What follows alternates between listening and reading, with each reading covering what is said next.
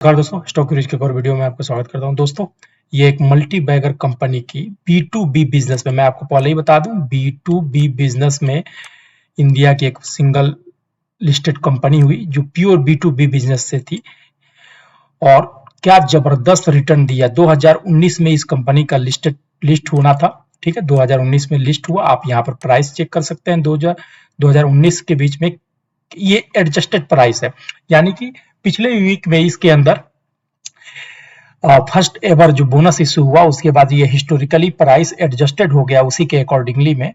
तो ये adjusted price है, यानी 662 रुपया का जुलाई में इसका लिस्टेड प्राइस मान लेते हैं हिस्टोरिकली एडजस्टेड।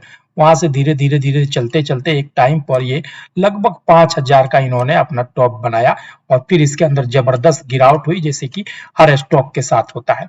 जैसे जो स्टॉक बहुत तेज जाता है उसके अंदर भी प्रॉफिट बुकिंग होती है, लेकिन आप देखेंगे तो धीरे धीरे हालात इसके अंदर सुधरा और इन्होंने अपने 2000 के लो से वापस 3000 के आसपास में ट्रेड कर रहे हैं। यानी कि उस टाइम से अगर देखा जाए 2019 से अगर करंट प्राइस को देखा जाए तो भी ये मोटा मोटी 6 टाइम्स करंट मार्केट प्राइस पर 6 टाइम्स का रिटर्न दे चुके हैं। सवाल यह है कि क्या आगे भी ये मल्टी बैगर रहेगा, क्या अभी भी ये मल्टी बैगर है। किसी भी कंपनी को मल्टी बैगर होने के लिए कुछ पैरामीटर्स की जरूरत होती है। सबसे पहले उसका बिजनेस मॉड्यूल, ठीक है, मैनेजमेंट और बाकी टेक्निकल जो है वो मैटर करता है। तो चलिए हम इस कंपनी पर चलते हैं, देखते हैं इसका बिजनेस क्या है। ये आप बोल सकते हैं कि इंडिया का अपना अमेज़न है, इंडिया का अपना अमेज़न जिसका नाम है इंडिया मार्ट इंटरमेश। आप किसी भी तरह के बायर और सेलर्स हैं, इनके प्रोडक्ट रेंज में जाइए, देखिए प्रोडक्ट रेंज किस तरह का है। यहाँ पर जाकर आप किसी भी चीजों का ऑर्डर दे सकते हैं, किसी भी चीज को अपना बेच सकते हैं।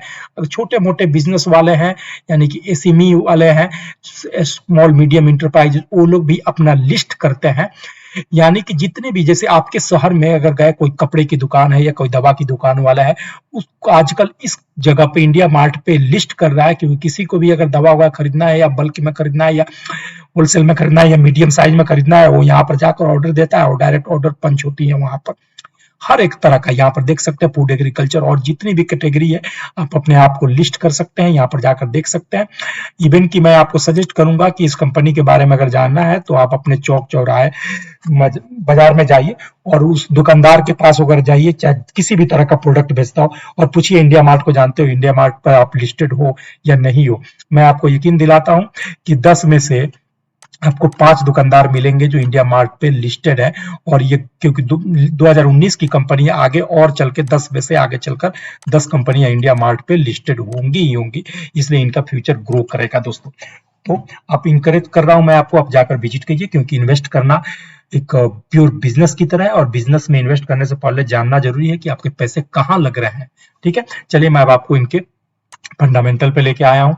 ये चार्ट पर लेकर जाने से पहले देखिए, इंडिया इंटरमेश का ये एडजस्टेड प्राइस है और 26 जून को 2908 रुपए पर ये ट्रेड हो रहे थे। मार्केट कैपिटल 17,807 का है। 52 वीक का हाई 3051 का है, यानी 52 वीक के हाई के आसपास है। डिविडेंड 0.3 का है। फेस वैल्यू इनका 10 का है। इंडस्ट्री पी जो 122 का है। स्टॉक का पी 64.6 है, यानी इंडस्ट्री के पी से सस्ते रेट पर अवेलेबल है। आरओसी 17.5 है और आरओई जो है 13.1 है। अर्निंग पर शेयर इनका 44.2 है। डेप्ट टू इक्विटी बिल्कुल ही जीरो है, ऑलमोस्ट जीरो समझिए इनका डेप्ट टू इक्विटी दोस्तों। और अब मैं इनको आपके चार्ट पे लेके चलता हूँ। चार्ट पर मैं दिखाता हूँ किस तरह का सिचुएशन जनरेट हो रहा है दोस्तों। ये देखिए, मैंने चार्ट को, हमने अपना सेटअप लगाया है, डेट टाइम फ्रेम का चार्ट इंडिया मार्ट का, और ईएमए बेस्ड सेटअप है प्राइस पर स्टडी करने के लिए, और साथ में आरएसआई भी लगा के रखा हुआ है। आरएसआई उस फ्राइडे के दिन 53.7 थी, कोई घबराने वाली बात नहीं है। और मैं आपको एक बार और याद दिला दूं कि ग्रीन वाली जो लाइन है ये 200 डेज की ईएमए है, येलो वाली लाइन 150 डेज की है और रेड वाली लाइन जो 100 डेज की है।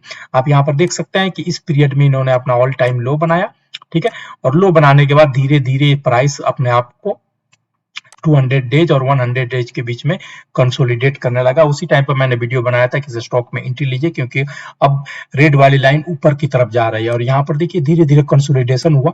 इसको हम रिटेस्ट बोलते हैं, इसको हम बोलते हैं रिटेस्ट। और एग्जैक्टली यही पॉइंट पर ये देखिए 100 वाले ने, यानी रेड वाली लाइन है, 150 डेज के लाइन को क्रॉस ओवर किया और धीरे धीरे अब इसके अंदर बुल आने लगा। ठीक है। और इस पॉइंट पर जाके जहां पर ये रिटेस्ट ले रहा था, ये जब रिटेस्ट ले रहा था, देखिए रेड वाला लाइन फाइनली ग्रीन वाली लाइन को भी क्रॉस ओवर कर दिया, ये देख सकते हैं आप मैचिंग। और यहां से फिर तेज बनाया और एक जाकर अपना 52 वीक का हाई, रिसेंट 52 वीक का हाई बनाया। अब उसके अंदर थोड़ी सी प्रॉफिट बुकिंग देखने को मिली।